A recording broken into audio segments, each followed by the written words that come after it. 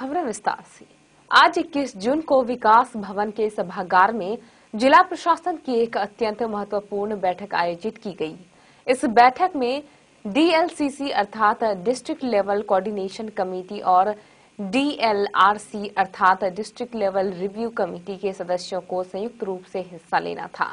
DLCC committee में जिला प्रशासन के सभी अधिकारी और जिले के सभी बैंक होते हैं, जबकि डीएलआरसी कमेटी में जिले के सभी सांसद और विधायक होते हैं। यह बैठक जिले में चल रही विकास योजनाओं और बैंकों द्वारा सरकारी योजनाओं के तहत दिए जा रहे ऋण की समीक्षात्मक बैठक होती है, जो जिले के सर्वांगीण विकास के लिए सबसे महत्वपूर्ण बैठक होती है। परंतु इस बैठक में सांसद निखिल चौधरी और कटिहार के विधायक तारकेश्वर प्रसाद के अलावा कोई भी विधायक मौजूद नहीं था। इस कारण उनके विधानसभा क्षेत्रों में चल रही विकास योजनाओं की समीक्षा नहीं हो पाई। इधर बैठक में जिले के कई बड़े बैंकों की कार्यप्रणाली पर भी सवालिया निशान लगे हैं। इन बैंकों ने सरकारी योजनाओं के तहत दिए जाने वाले ऋणों में थोड़ी भी दिलचस्पी नहीं दिखाई है, जिस कारण कई सरकारी योजनाएं फेल्योर हो गई। जिले का विकास मुख्यतः सरकारी योजनाओं पर निर्भर करता है। सरकार का काम है योजनाएं बनाना, उसे लागू करने का निर्देश देना और योजनाओं के लिए आवश्यक धनराशि देना। परंतु इन योजनाओं को कार्यान्वित करना और उसे अमली जामा पहनाना जिला प्रशासन के अधिकारियों और संबंधित बैंकों की जिम्मेदारी होती है। क्षेत्र के सांसद और विधायक रिव्यू कमेटी के सदस्य होते हैं। क्षेत्र में सरकार की योजनाएं ठीक से लागू हो रही है या नहीं, जरूरतमंदों को उनका लाभ मिल रहा है या नहीं, तथा संबंधित बैंक उन सरकारी योजनाओं के लिए आवश्यक धनराशि उपलब्ध करा रहे हैं या नहीं, इस सब को देखना और उसकी समीक्षा करना क्षेत्र के सांसद और विधायकों की जिम्मेदारी होती है। इसी उद्देश्य को लेकर 21 जून को विकास भवन के सभागार में डिस्ट्रिक्ट लेवल कोऑर्डिनेशन कमेटी और डिस्ट्रिक्ट लेवल रिव्यू कमेटी की संयुक्त बैठक आयोजित की गई। डिस्ट्रिक्ट लेवल कोऑर्डिनेशन कमेटी अर्थात डीएलसीसी में जिला प्रशासन के अधिकारी और बैंकर होते हैं, जबकि district level review committee DLRC में सांसद और विधायक होते हैं। इस बैठक में प्रभारी डीएम राजेंद्र कुमार और डीडीसी राधेश्याम शाह सहित जिले की सभी वरीय पदाधिकारी और बैंकों के अधिकारी मौजूद थे, जबकि रिव्यू कमेटी से सिर्फ सांसद निखिल चौधरी और कटिहार विधायक तारकेश्वर प्रसाद ही मौजूद थे। जिले के बाकी 6 विधायकों का कोई अता पता नहीं था। शायद जनता के विकास के लिए चलने वाली योजनाओं से ज्यादा महत्वपूर्ण काम में लगे होंगे। बैठक में समीक्षा के दौरान कई नई बातें सामने आई जो चौंकाने वाली थी। सरकारी योजनाओं के सफल नहीं होने का एक महत्वपूर्ण कारण बड़े बड़े बैंकों की कार्यप्रणाली थी। HDFC bank, Axis bank, ICIC bank और इंडियन बैंक ऐसे नामचीन बैंकों ने तो सरकारी योजनाओं की धज्जियां उड़ा दी।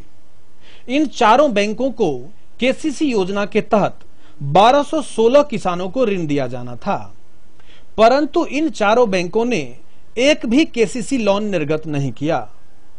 ठीक इसी प्रकार इन चारों बैंकों ने एक भी छात्र को शिक्षा के लिए एजुकेशन लोन नहीं दिया, जिससे सरकार की केसीसी लोन योजना और एजुकेशन लोन योजना पूरी तरह फेल हो गई।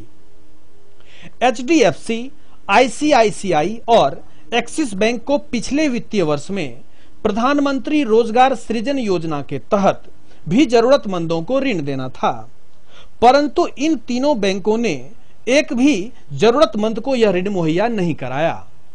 बात करें भूजल सिंचाई योजना की, तो भूजल सिंचाई योजना के तहत भी एचडीएफसी, एक्सिस, आईडीबीआई और आईसीआईसीआई बैंक एक भी किसान को सिंचाई हेतु ऋण नहीं दिया।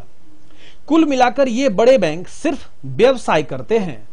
सरकारी योजनाओं और जिले के विकास से इन्हें कोई लेना देना नहीं है, जबकि ये सभी बैंक सरकारी जमा राशियों का भरपूर फायदा उठाते हैं। 4-5 जो बैंक हैं उन्होंने ही काम किया है उस पर, शेष बैंक का परिणाम 0 है। उसमें भी हमने कहा है कि समाज के जो कमजोर वर्गों के लोग हैं और DIR योजना के अंतर्गत उन्हें ज़्यादा से ज़्यादा लाभान्वित करें, वो आवश्यक था। जो CD रेशियो है उसके अनुपात में कई बैंकों ने काफ़ी कम विगत वित्तीय वर्ष में ऋण वितरित किया है। कहा गया है कि आगामी जो वित्तीय वर्ष 13-14 है उसके अंतर्गत CD रेशियो जो रेट है उस रेट के अनुपात में आप कटिहार जिला के लोगों को ऋण दें, क्योंकि ऋण देना आवश्यक है। कटिहार कृषि आधारित क्षेत्र है, इसलिए KCC और इस तरह की जो कई ऋण की योजनाएं हैं वो 100% लागू करना चाहिए। नीतीश सरकार द्वारा जारी निर्देश की माने तो वैसे बैंक जो सरकारी योजनाओं के तहत ऋण निर्गत करने का लक्ष्य नहीं प्राप्त करते, वैसे बैंकों में सरकारी राशि जमा नहीं की जाएगी। लेकिन बावजूद इसके इन सभी बड़े बैंकों में बड़ी मात्रा में सरकारी राशि जमा रहती है और ये बैंक इसका पूरा लाभ भी उठाते हैं। लेकिन जब सरकारी योजनाओं के तहत ऋण निर्गत करने की बारी आती है, बहानेबाजियां कर सरकारी योजनाओं को पूरी तरह फेल्योर कर देते हैं।